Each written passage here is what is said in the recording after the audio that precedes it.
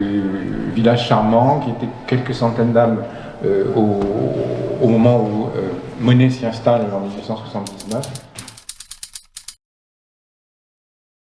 Pour la naissance de l'impressionnisme, quand même l'artiste sans doute presque majeur, c'est Claude Monet. On a deux Monet et l'idée est venue un peu de Véteuil. Véteuil,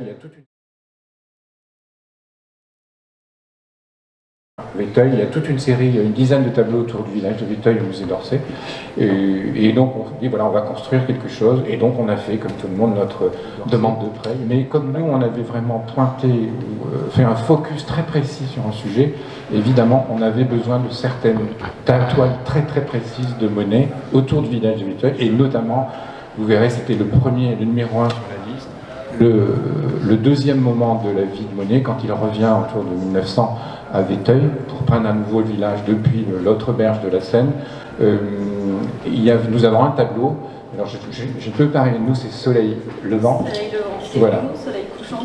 Et Soleil couchant, le Orsay à Soleil couchant. Et vous allez voir, pour une des toutes premières fois, ou depuis très longtemps en tout cas, les deux œuvres sont rapprochées et c'est quand même un émerveillement, vous allez vous en rendre compte.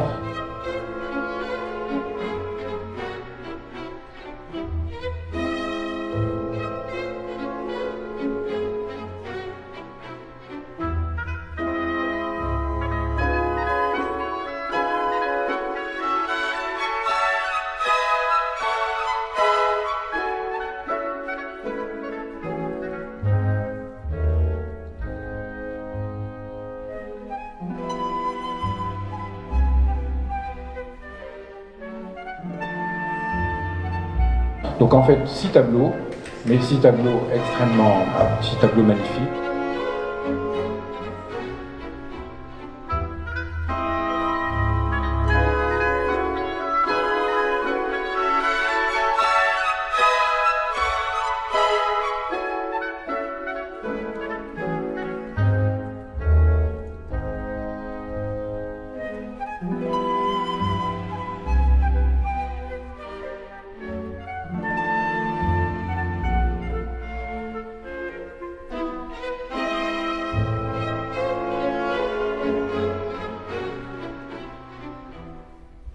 Monet s'installe là et s'éloigne de Paris au fur et à mesure des années, aussi pour des raisons économiques.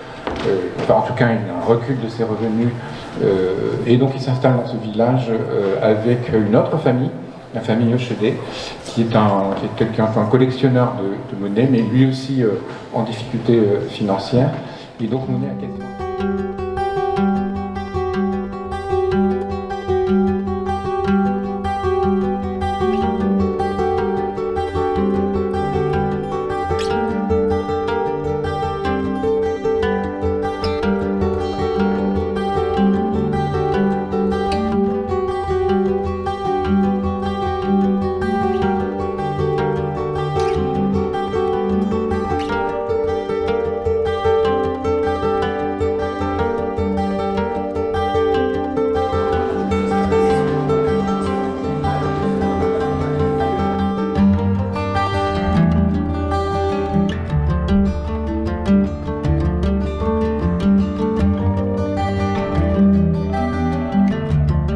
Et néanmoins, ce sera pour lui une période très créatrice où il va se mettre à peindre, je dirais, à la Monet, c'est-à-dire en se concentrant sur un sujet, sur un motif, et qu'il va répéter et traiter de différentes façons en fonction de la lumière, des reflets dans l'eau de la Seine,